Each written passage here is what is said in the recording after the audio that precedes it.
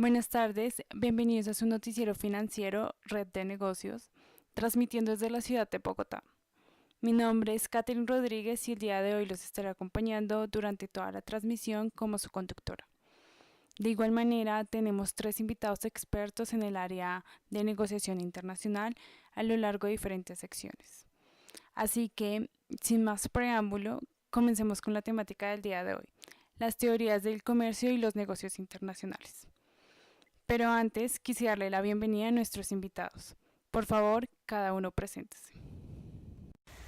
Buenos días, mi nombre es Nicolás Velosa Secotti, profesional en negocios internacionales de la Universidad EAN, especialista en administración de negocios internacionales de la Universidad Libre.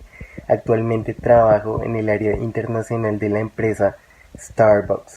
Buenos días, mi nombre es Vanessa Trujillo, soy investigadora de las áreas administrativas de gestión y comercio de la empresa Benefit Cosmetics y actualmente me he desempeñado como consultora de comercio exterior en diversas empresas. Muy buenos días, mi nombre es Lidia Rocío López, soy consultora de comercio internacional de la empresa Delta Airlines y trabajo como docente en la materia de legislación aduanera de la Universidad del Bosque.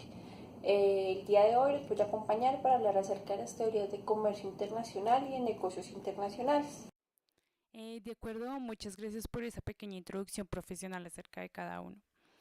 A continuación comenzaremos abordando el tema de las teorías del comercio internacional. Tengo entendido que estas surgen a consecuencia de la necesidad de comprender las relaciones comerciales entre distintos países. Se han vuelto cada vez más complejas con los años debido a que buscan responder a distintos escenarios y problemáticas que han surgido en este ámbito. Por esto se han creado y derivado de las mismas varias teorías, ¿no? Comencemos hablando acerca de una de estas, que es el mercantilismo. ¿Quién de ustedes quiere comenzar? De acuerdo, comenzaré yo si no hay problema. Vamos a hablar acerca del mercantilismo. Esta teoría del comercio internacional nació a mediados del siglo XVI en Inglaterra. Como su principal exponente estuvo Thomas More. Algunos de los destacados representantes de esta teoría son Juan Bodino. Fue precursor del mercantilismo propiamente dicho y autor de un tratado sobre la moneda. Gerald Malins distingue entre usura e interés y es el principal representante de la corriente metalista dentro del mercantilismo. Antonio Serra afirma que la industria es mejor que la agricultura por las ventajas que ofrece esta. Fue una teoría que se extendió por toda Europa, teniendo como premisa que la riqueza y el progreso de una nación estaba en la acumulación de oro y plata. Es correcto, Nicolás, aunque es importante hablar un poco más sobre esta teoría, como por ejemplo los mercantilistas exponían que los países deben tener un superávit comercial más alto y para lograr esto limitaban las importaciones con los aranceles y subsidiaban las exportaciones, considerando el comercio como un juego de suma cero. Claro, colega, estamos de acuerdo, sin embargo nos falta mencionar la importancia que tiene el gobierno en esta teoría, ya que el gobierno es quien regula las leyes para promover las exportaciones y limitar las importaciones. Este logra así el fortalecimiento del Estado por medio de la acumulación de riquezas, que es en base a lo que nos comenta la teoría del mercantilismo. Un ejemplo a esto puede ser lo que está sucediendo con Estados Unidos y su comercio actualmente, en donde el presidente Donald Trump está aplicando políticas de proteccionismo económico, subiendo los aranceles a las importaciones. Continuando con otra teoría, ¿qué opinan o qué pueden contarnos acerca de la teoría de la ventaja absoluta? Ahora vamos a hablar un poco acerca de la teoría de la ventaja absoluta planteada por Adam Smith. Adam Smith planteó esta teoría en 1776 en Inglaterra. En esa teoría, él pretende explicar cómo un país se beneficia más con un comercio libre, sin ningún tipo de restricción. Adam Smith expone asimismo que un país tiene una ventaja absoluta en la capacidad viable de producir un bien cuando este país puede producir más unidades de aquel bien con menos recursos. ¿Qué nos quiso decir acá? Un costo de producción inferior tiende a ser más eficiente que cualquier otro, en determinado bien. Exacto. Continuando con lo dicho por mi colega, teniendo en cuenta la teoría del señor Smith, un país se debe especializar en aquello que es bueno, ya que el costo de producción de determinado bien es menor en términos absolutos comparado con la producción del mismo bien en otros países. Hay que tener en cuenta que esto puede variar dependiendo, digamos, de los terrenos, de la tecnología avanzada y de la mano de obra. De acuerdo. Resumiendo, el señor Adam Smith plantea que en un país se exportan bienes en donde su producción es eficiente y con las ganancias recogidas se compran e importan bienes de países donde su producción no es muy eficiente y no tengan ventaja. Sí, un ejemplo clave de esta teoría puede ser que tenemos dos países, Canadá y México. Los bienes que producen son la madera cerrada y los aguacates. A Canadá producir la madera cerrada le sale por unos $300 y a México le cuesta unos $500. Y los aguacates en Canadá producirlos cuesta $800 y en México cuesta $200. Con esto se puede decir que la madera cerrada en Canadá, la producción tiende a ser más eficiente porque es mucho más barato y hay una diferenciación en $200. Y en México es más eficiente producir los aguacates ya que solamente cuestan $200 y tiene una gran diferencia sobre Canadá. Con esto se concluye que pues Canadá importará los aguacates y exportará la madera cerrada y México importará la madera cerrada y exportará los aguacates. Sí, completamente de acuerdo. Ligado a esto se encuentra la teoría de la ventaja comparativa. Es la base intelectual del argumento moderno en favor del libre comercio, expuesta en 1817 por el economista inglés David Ricardo, quien menciona que el comercio internacional es un juego de suma positiva. ¿Pero qué quiere decir esto? Es sencillo de explicar. Basados en cada factor de los países, es decir, salarios, recursos naturales, humanos, cada país se empeña en producir aquel bien que se produce con más eficiencia. Este es el bien que se exporta. Y en comprar aquel que se produce con menos eficiencia. Este es el bien que se importa, creando así una ventaja comparativa. Esta es una teoría que es aún muy usada por aquellos que defienden el libre comercio internacional. Un ejemplo claro a presentar acerca de la teoría de la ventaja comparativa es el que presenta México durante el Tratado de Libre Comercio con Canadá y Estados Unidos. En este Tratado de Libre Comercio, México presenta un bono demográfico donde su población en un 52,8% tiene una edad de 29 o menos años, un 27% tiene una edad entre 30 y 49 años y un 20,2% tiene una edad entre 50 años o más. ¿Qué nos quiere decir esto? Que la edad de los mexicanos de trabajar es mayor que la de la población dependiente, por lo tanto, tiene una mayor mano de obra que Canadá y Estados Unidos, cosa que los pone en ventaja sobre estos países. Sí, añado a lo anterior que México cuenta con una gran ventaja comparativa en cuanto a su recurso humano en edad de trabajar, característica que como sabemos Estados Unidos ni Canadá cuenta. Quisiera continuar con la teoría de Herschel-Only.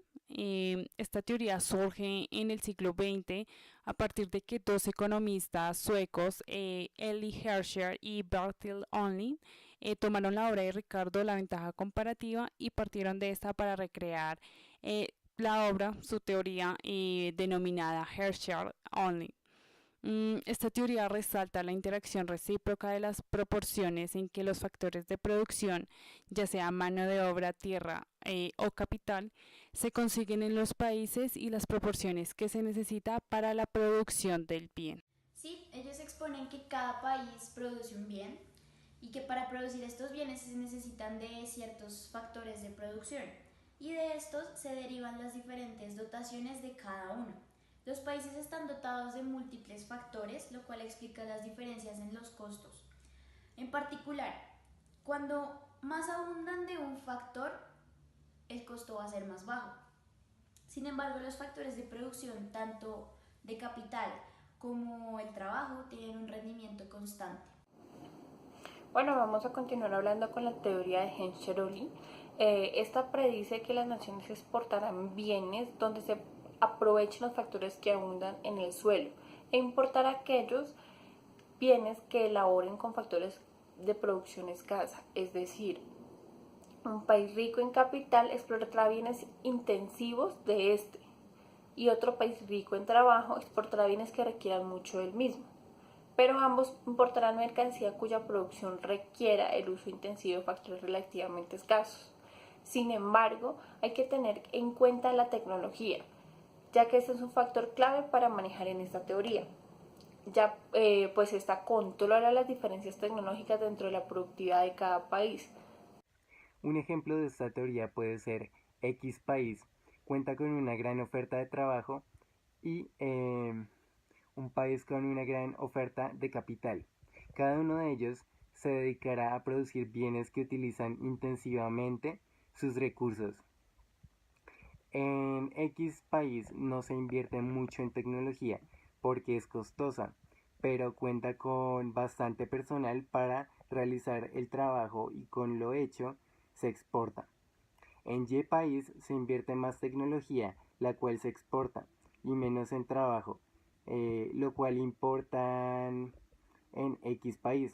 La diferencia está en los precios que fija el mercado para los bienes intensivos en capital y trabajo, siendo los de capital más elevados, y es así donde influye la teoría de la intensidad de los factores.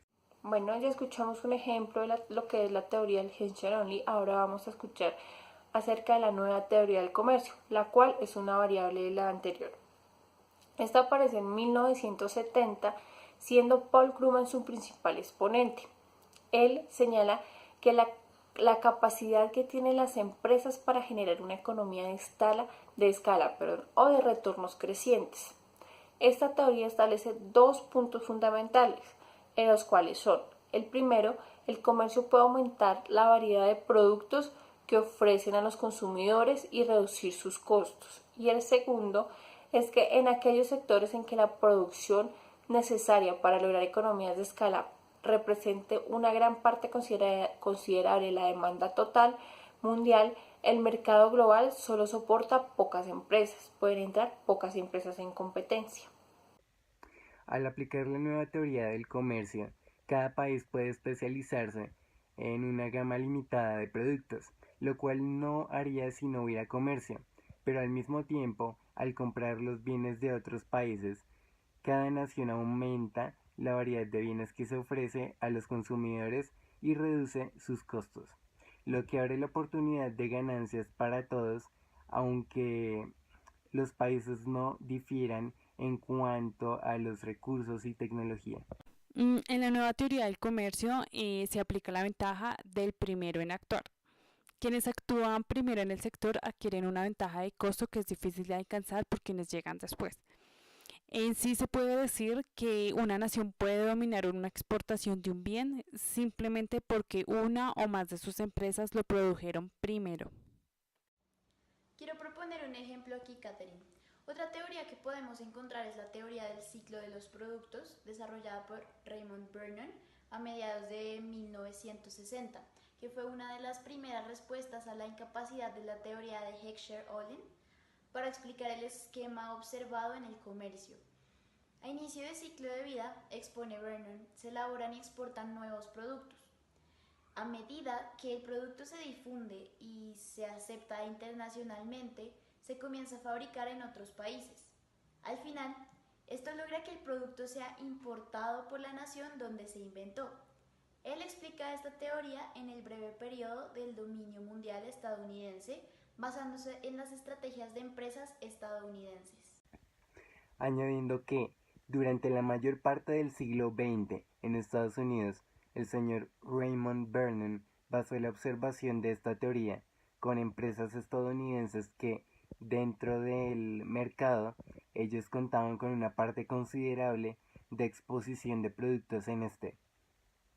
Vernon afirmó que los nuevos productos se producían primero en ese país y sostuvo que la riqueza y el tamaño del mercado estadounidense daban a las compañías de ese país un gran incentivo para desarrollar nuevos productos de consumo, y esto conllevó a que las empresas concibieran innovaciones a ahorrar en costos, sobre todo en los costos elevados de la mano de obra interna. Él aseguró que al inicio del ciclo de vida de un producto nuevo característico y mientras la demanda crece con celeridad en Estados Unidos, en otras naciones avanzadas se limita a los grupos de altos ingresos. Con esto y la demanda inicial restringida en otros países avanzados, a sus compañías no les conviene producir un nuevo artículo, sino que recurre a las importaciones desde... Exacto. Otra teoría es la ventaja competitiva nacional. El diamante de Porter, teoría que se dio como resultado de una investigación realizada en 1990 por Michael Porter en Estados Unidos, en el cual se estudiaron 100 industrias de 10 naciones. Porter plantea 4 factores generales eh, que forman el diamante Porter, que definen el entorno en que compiten las empresas locales y qué factores promueven u obstaculizan la creación de una ventaja competitiva en un país.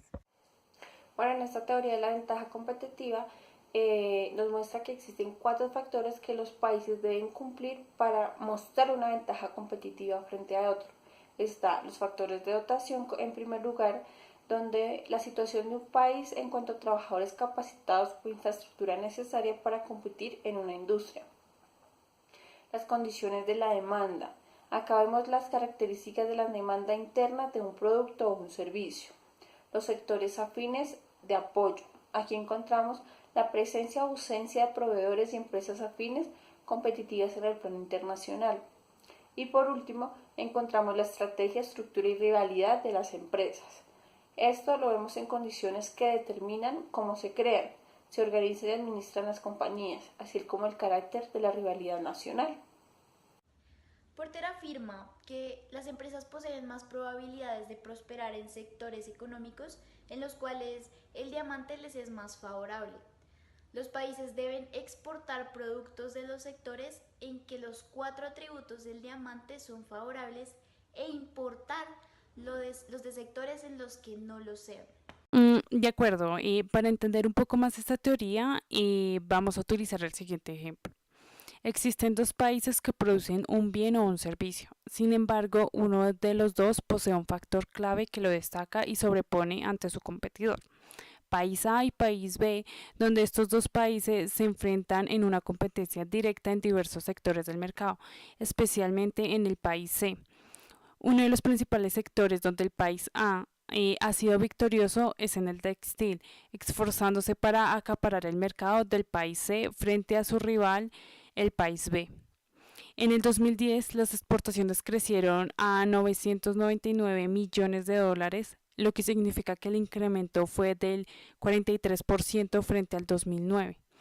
Algunos de los factores que participaron en la ventaja competitiva del país A sobre el país B en relación al mercado del país C son los costos, ya que el país A se ha visto beneficiado por el incremento de los costos de producir una industria en el país B, lo que ha provocado que el país C vuelva sus ojos al país A. Bueno, ya con esto concluimos esta primera parte de la transmisión. Vamos a un corte comercial y ya volvemos. De acuerdo, buenos días. Continuaremos tratando las teorías acerca de los negocios internacionales. Estas son similares a las anteriores mencionadas, ¿no? Sí, efectivamente, ya que estas teorías trabajan en conjunto, y quisiera comenzar hablándoles de la teoría competencia monopolística o competencia entre monopolios. La competencia monopolística es un tipo de competencia imperfecta en la que existe un alto número de empresas en el mercado, cada una produce un bien que la diferencia de las demás. Por lo tanto, que tienen un cierto poder para influir en el precio de su producto. Añado que esta teoría se caracteriza por la importancia que se le da a la calidad del diseño y la facilidad con que el cliente tiene para adquirir el producto. Las empresas tienen pocas barreras de entrada y salida. Los productores tienen un control sobre el precio del producto en el mercado y la principal herramienta que este tipo de empresas tienen es la diferenciación que existe entre los productos en la competencia. Sin embargo, esas empresas logran un control sobre el precio del producto, pero se encuentran al mismo tiempo limitadas por la gran cantidad de productos similares que tienen en el mercado, lo que dice o lo que nos manifiesta que las empresas tienen el control de los precios. Igualmente tenemos que tener en cuenta las ventajas y desventajas que este tipo de competencia de negocio genera. Por el lado de las ventajas, podemos decir que no existen barreras para la entrada de productos al mercado. Asimismo, la diversidad en los productos se encarga de crear elección y utilidad. También, al tener facilidad de entrada y salida, se entra en un mercado en donde las empresas actuales obtienen beneficios económicos y tienden a salir del mismo cuando se está dando una pérdida de dinero. Por otro lado, en las desventajas tenemos que en algunos casos la publicidad es considerada como un gasto totalmente innecesario, ya que algunas veces es informativa y no persuasiva. También a largo plazo las empresas se consideran menos eficaces e ineficientes. Y por último, las empresas pueden hacer exceso de sus beneficios económicos, ocasionando que este beneficio luego de algún tiempo sea cero. Un ejemplo común de esta competencia monopolística son los restaurantes, ya que estos cuentan con una demanda muy elástica en donde el cliente puede elegir entre diversas opciones de restaurantes. Añadiendo a esto, el cliente cuenta con diferentes atractivos, lo que es la ubicación, los precios, los menús, la calidad del producto, el servicio al cliente y otros servicios adicionales que estos prestan. Además, encontramos nuevamente la teoría del ciclo del Producto Internacional. Teniendo en cuenta ya lo dicho anteriormente por mis colegas, esta teoría se centra en las decisiones que cada empresa tiene sobre el comercio y las inversiones basadas tanto en las condiciones de costos como en las condiciones de ingresos. Parte de la teoría toma las empresas transaccionales. Estas analizan y exploran la importancia de la creación de productos y la comercialización eficaz de nuevos productos manufacturados. Bueno, esta teoría cuenta con 4 etapas. Primero, la introducción. El producto se lanza siendo una novedad y la producción se realiza dentro del entorno cercano. Se comercializa en mercados aledaños al de origen, que sean similares en el nivel de desarrollo y similares hábitos de consumo. Segundo, el crecimiento a otros países. Se traslada la producción y con esto se incrementa la demanda y se hacen copias de este, generando una necesidad en los consumidores por el producto. Tercero, la madurez. Aquí se produce un estancamiento en las ventas del producto. Por toda la competencia existente en el mercado, solo se mantienen aquellas empresas que ajusten sus costos de producción y ofrezcan precios competitivos. Cuarto, el declive. Bajo la demanda de dicho producto, la necesidad la cubre otra empresa, o porque deja de ser tendencia. Se llega a 2 puntos: la desaparición del producto o se prolonga el ciclo de vida de este. Un ejemplo acerca de esta teoría puede ser las cámaras de rollo, ya que en la etapa introductoria este producto resultó ser novedoso, ya que era un producto en el que se podría capturar instantáneamente momentos o situaciones especiales. En su etapa de crecimiento, lo que fue la publicidad y la promoción fueron aspectos importantes para el reconocimiento de este producto, además de que también se dio paso a la aparición de pues, la competencia. En la fase de maduración aumentaron en las distribuciones y los precios por ende fueron bajando hasta que este producto tuvo un declive que como tal es la última fase con la llegada del auge de la tecnología en el que se desarrollaron nuevas cámaras digitales con memoria y pilas recargables. Continuando con otra teoría, existe otra llamada costo de transacción. Efectivamente, Fue Ronald Coase el primero en desarrollar el concepto de costos de transacción en su artículo en 1937. De acuerdo a Coase, los costos de transacción son los costos asociados a utilizar un mecanismo de precios del mercado, o dicho de otra forma, hacen referencia a los costos que se incurren para llevar a cabo una transacción, y las empresas se crean con el fin de reducir dichos costos. Igualmente, hay que tener en cuenta que este concepto es una pieza clave de la economía actual. Ahora bien, existen tres tipos de costos de transacción. En primer lugar están los costos de búsqueda y de información. Están asociados a encontrar a los proveedores del bien o servicio que se necesita. En segundo lugar están los costos de contratación y seguimiento. Estos son los costos de negociar y redactar los contratos, a lo que se incluyen los costos de verificar el cumplimiento de lo acordado. Y por último están los costos de coordinación. Estos son los costos de organizar y coordinar los distintos insumos o procesos que se requieren para obtener el bien o servicio deseado. De acuerdo con Coase, la empresa y el mercado son medios alternativos de organización económica. En el mercado se transan bienes y servicios de manera descentralizada. En el caso de las empresas, en cambio, se determina internamente cuáles transacciones se llevan a cabo y se establece un sistema de organización jerárquica. De acuerdo, el problema con los costos de transacción es que, al igual que los impuestos, generan una pérdida de eficiencia económica, pues estos limitan y reducen el intercambio de bienes y servicios. Un ejemplo de esto puede ser si una familia quiere comprar una casa de 1 millón de pesos y justamente cuenta con ese millón. No podría hacerlo ya que no podría pagar los costos notariales que vendrían siendo los costos de transacción. Así que un intercambio que hubiera sido benéfico tanto para el comprador como para el vendedor, pues dejó de realizarse. Mm, de acuerdo, continuemos con otra teoría, la teoría de la internacionalización. La teoría de la internacionalización se aplica en cualquier empresa nacional o internacional. Esta pretende explicar el funcionamiento interno de las grandes empresas y su actividad en el mercado, lo que es la producción, la distribución y el consumo de materiales, ciertos componentes y factores que ocurren completamente dentro de la empresa que influyen en la toma de decisiones. La internacionalización está enfocada hacia tomar decisiones corporativas y hacia la naturaleza dinámica de la competencia.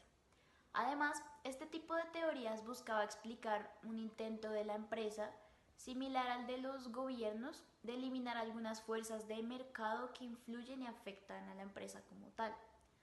Añado que, al igual que la teoría de la internacionalización para la empresa, explica la capacidad de apropiarse de las ganancias de manera diferente a lo que surgiría en cualquier otro mercado.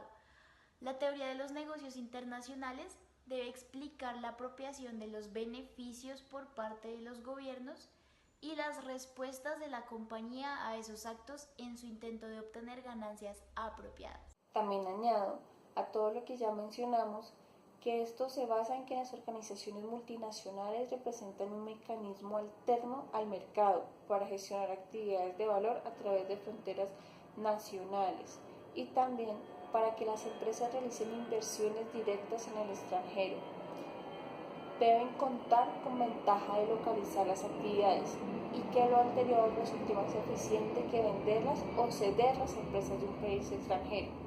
Por ejemplo, el Banco Santander, en el que planteó estrategias de expansión empresarial a largo plazo, en el cual planificó claramente los objetivos y redactó hacia dónde quería dirigirse y los medios que necesitaba para conseguirlo. Los resultados 3 décadas después demuestran que la determinación en llevar a cabo este proyecto de expansión fue exitosa. Resumiendo a esto, y lo que logró este banco fue conseguir alianzas, fusiones y adquisiciones en Latinoamérica y Europa en 2 momentos diferentes, y también logró la consolidación del mercado nacional.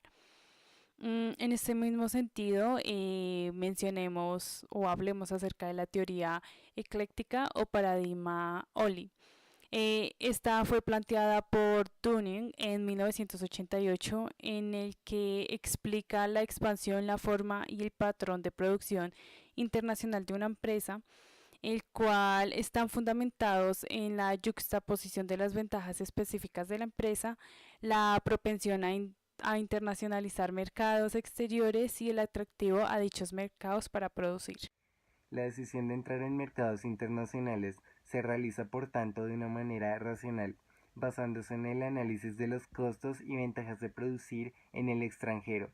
Dicho análisis será especialmente útil para explicar las decisiones de integración vertical de las empresas, donde ellas evaluarán si establecer o no una subsidiaria en el mercado extranjero. Para Dunning, son 4 las condiciones que una empresa debe tener para explorar sus ventajas competitivas en el exterior mediante inversión directa. Yo les voy a mencionar 2 de estas ventajas. Mi compañera Claudia va a continuar con las otras 2.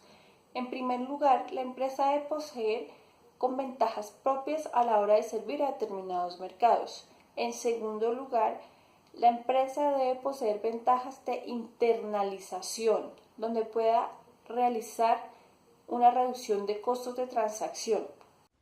En tercer lugar, para la empresa debe resultar rentable localizar alguna parte de sus plantas de producción en el exterior. Y en cuarto lugar, para que una empresa realice una inversión directa en el exterior, sus directivos deben considerar que la producción exterior está en concordancia con la estrategia de la organización a largo plazo. Como ejemplo donde se encuentra aplicada la teoría ecléctica es la multinacional mexicana Cemex, la cual es la tercera productora y la primera comercializando cemento a nivel mundial. Esta multinacional, adelantando ciclos de acuerdo al proceso evolutivo de internacionalización y de su entorno económico de origen, dio utilidad a las ventajas de localización, de su sobresaliente manejo de las ventajas propietarias y de su audaz internacionalización en los mercados de sus principales competidores. Además, esta firma enfrentó desafíos, algunos relacionados con sus características de pionero y otras más enfocadas a su exposición global y a la dinámica propia de las regiones en las que ha decidido tener presencia en sus diferentes roles de productor, comercializador, distribuidor y vanguardista en el uso de la tecnología de la información y del servicio a clientes. Dando paso a la teoría de las ventajas competitivas, ¿qué me pueden comentar acerca de esto? La ventaja competitiva es un concepto desarrollado por Michael Porter, la cual hace énfasis en las ventajas competitivas con las que cuenta una empresa frente a sus rivales, temporal o permanentemente dentro de cualquier mercado. También se centra en la gestión de los recursos humanos dentro de la misma empresa. Todo este análisis del comportamiento de las empresas desde la teoría económica y la gestión ofrecen algunas explicaciones sobre la toma de decisiones empresariales. Además existen políticas gubernamentales con la finalidad de mantener las competencias. La ventaja competitiva ayuda a las empresas a dinamizar en ciertas áreas con tal de determinar y sustentar las ventajas temporales o sostenibles en relación con sus rivales, ya sea transformar insumos de bienes y servicios con tal de obtener la máxima utilidad. También dentro del concepto entra la tecnología y las habilidades administrativas en las cuales influyen en la eficiencia del uso de insumos, en la creación de productos y en los procesos de producción más sofisticados. La singularidad, la consistencia y la superioridad a la competencia y a su aplicación en todos los mercados son factores efectivos para sobresalir de los demás, sin dejar de lado el desarrollo continuado de las capacidades de la empresa. Bueno, como ejemplo de esta teoría vamos a encontrar a Coca-Cola, siendo la embotelladora más grande de bebidas en el mundo. Esta cuenta con una fórmula nunca antes probada, la cual se ha sabido mantener en el mercado sin afectar abruptamente los precios. Por esto también ha sido catalogada como la marca más valiosa del mundo. Y a pesar de que ha tenido el ingreso de muchas otras competencias, de otras empresas que se enfocan en lo mismo, aún Coca-Cola se mantiene como la pionera en el mercado. Ahora les vamos a hablar de lo que es la teoría de la negociación, la cual es vista como una ciencia y un arte, como un proceso comunicativo entre dos partes. cuyo único objetivo es llegar a un acuerdo, partiendo de las necesidades y los diferentes planteamientos entre una parte y otra. En el mundo de las organizaciones, de forma continuada, independientemente del carácter externo, tienen lugar múltiples micronegociaciones. Hay que tener en cuenta que en las negociaciones hay tres etapas. Primero, negociar. Segundo, llegar a un acuerdo. Tercero, ejecutar lo acordado. Un buen negociador es aquel que tiene una mente rápida, pero una paciencia sin límites, que sabe disimular sin ser un mentiroso, que inspira confianza sin confiar en los demás. Es modesto pero sabe afirmarse, que es seductor sin sucumbir al encanto de los demás, que se mantiene indiferente a todas las tentaciones de riqueza. El contrato compraventa es la figura típica del comercio internacional, bajo cuyas normas se desenvuelven la importancia y exportación y constituye el acuerdo de voluntad con fines lucrativos entre partes cuyos centros operativos se encuentran en países distintos sobre una mercancía lícita que debe pasar por aduanas. Un ejemplo de una negociación efectiva la encontramos en el Tratado de Libre Comercio de América del Norte. Es un tratado que se realizó entre Canadá, Estados Unidos y México, el cual consiste en un acuerdo comercial en el que se busca reducir los costos que promuevan el intercambio entre estos tres países de América del Norte. Estos determinaron la eliminación de barreras arancelarias, permisos, cuotas, licencias y tarifas, con la finalidad de conseguir una libre circulación de los productos y servicios y eliminar obstáculos comerciales entre estas tres naciones. Y ya por último, nos queda una última teoría, la teoría de arbitraje del comercio nacional. ¿Quién de ustedes quiere comenzar hablándonos acerca de esta? La teoría financiera se ha utilizado para explorar el tema de la diversificación nacional e internacional, incluidas las explicaciones de los flujos internacionales de capital. También el comercio internacional ha servido para examinar las condiciones financieras, las reglas y los mercados actuales dentro del entorno. Además, esta teoría se introduce en aspectos nacionales a las explicaciones causales, ya que las monedas nacionales crean diferencias únicas para el comercio internacional e involucran directamente las decisiones gubernamentales. Sin embargo, vamos a ver que esta teoría se ha dado para centrar una diferencia significativa entre las teorías de los negocios nacionales como la teoría de los negocios internacionales. Los tipos de cambio son fijos y no se prevé que cambien. No entran en juego en las decisiones comerciales internacionales. Aunque si los tipos de cambio están flotando libremente sin intervención alguna, respondiendo por completo a las influencias del mercado, entonces este mismo cambiario es simplemente un mercado más explicable por la teoría de esto. Estas fueron algunas de las teorías acerca del comercio internacional y los negocios internacionales. No sé si nuestros invitados quisieran dar una pequeña conclusión acerca de lo hablado hoy. International business is the study of the transactions that take place in the approach to meet the needs of individuals and organizations. In conclusion, I will say that this series help countries to do business in a safety way, keeping peace, of course. Also, that each country has its own product that makes it valuable, and also to keep a stable economy. And as well, I will say that at the end, the products that we export end up being imported, like it is a cycle that doesn't have an end. It is possible to conclude that trade is favorable between two countries because each benefits from the specialization of a certain production, the economies on a large scale, the increase and variety in the production of products and minor prices. In addition, trade allows the creation of an international market, offering a wide variety of products to all consumers with different price ranges. As for these theories, there is demonstrated that one to be the version improved of other one, in which one tries to find the reason of the effects of production and consumption. I conclude that for a country, these theories are of great importance because they influence participation in international trade, as well as being able to explain behavior in the world economy. These theories for a company use as help to know towards that activities of production it is necessary to focus. However, companies involved in international trade have some influence on government policies.